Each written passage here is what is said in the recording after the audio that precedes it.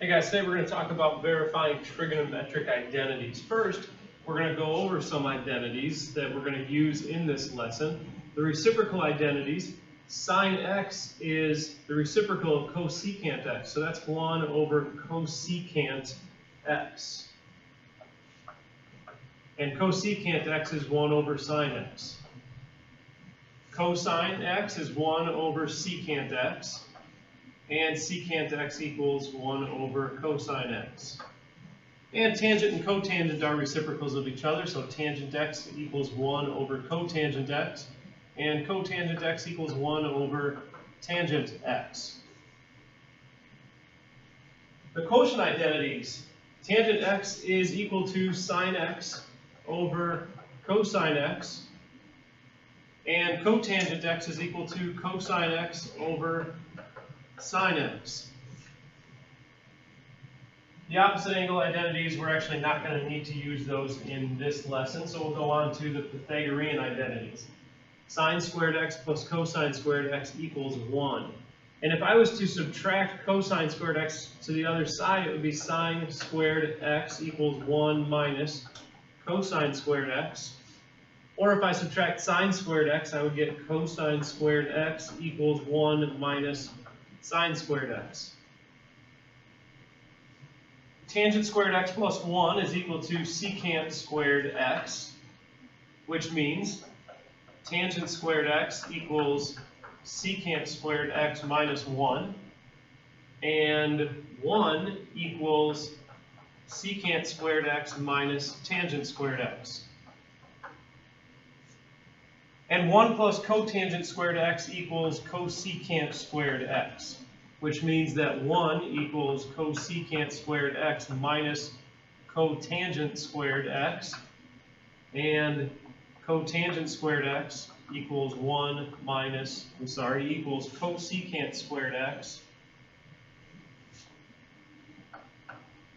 minus 1.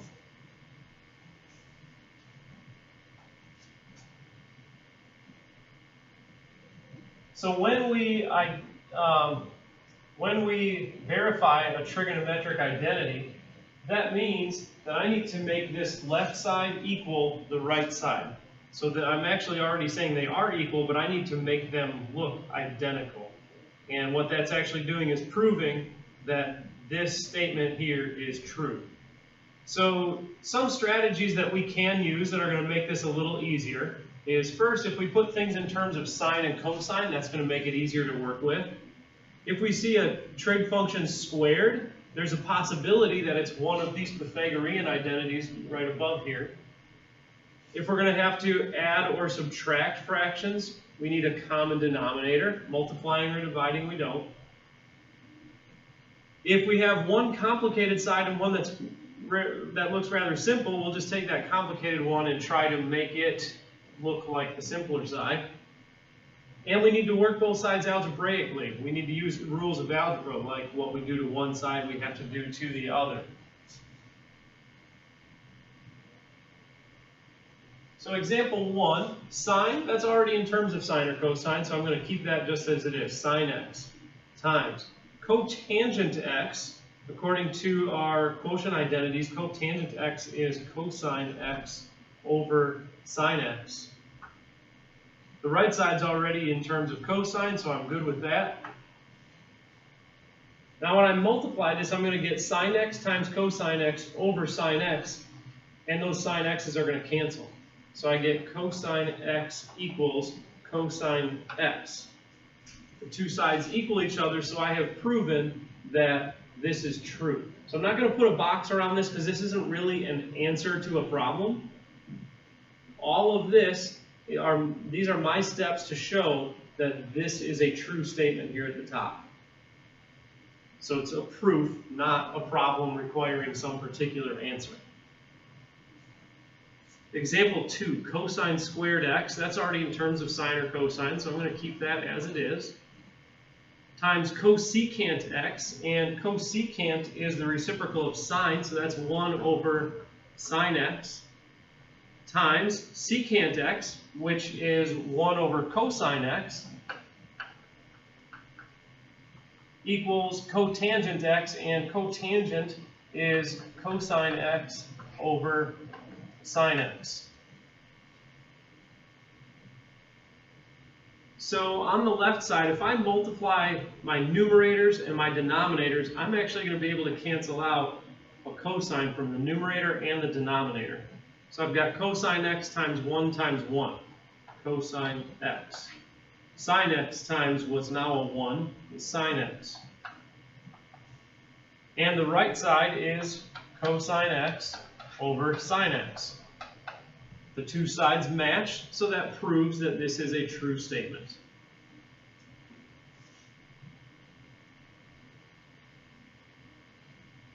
In example 3, secant, I'm going to change that to terms of sine or cosine. Secant is 1 over cosine x minus cosine x equals sine x times, and tangent is sine x over cosine x.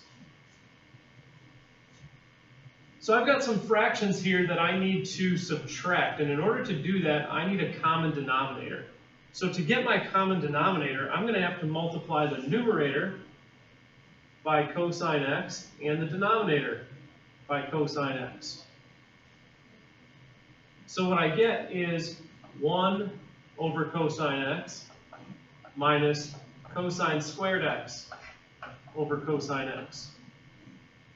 And I can combine those into one fraction, 1 minus cosine squared x over cosine x. On the right side, sine squared, or sine x times sine x is sine squared x.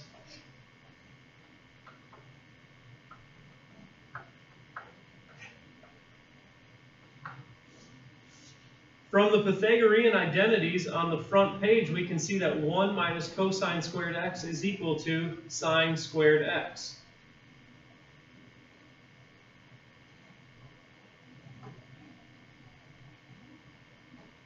Now my left and right side are identical, so that proves that this is a true statement at the top.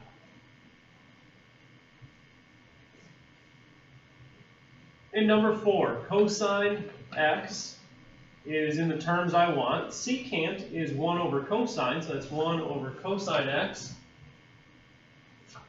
Cosine x is good. Cosecant is 1 over sine.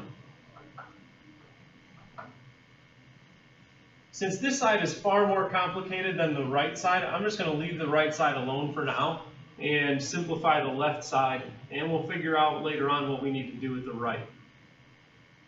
I'm going to multiply these fractions here. So this is cosine x over 1, so I'm going to multiply those. Cosine x times 1 over cosine x plus cosine x over sine, and this should actually be sine squared x. Cosecant squared is sine squared, so sine squared x. So next I'll distribute this cosine x. So I get cosine x over cosine x, which is 1. And cosine x times cosine x is cosine squared x. Cosine squared x over sine squared x.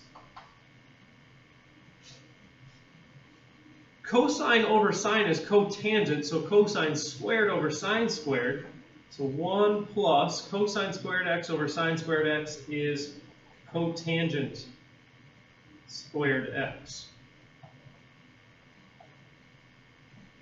And from our Pythagorean identities, we can find that 1 plus cotangent squared x is equal to cosecant squared x. And that actually is exactly what we had on this side. So I don't have to change that at all.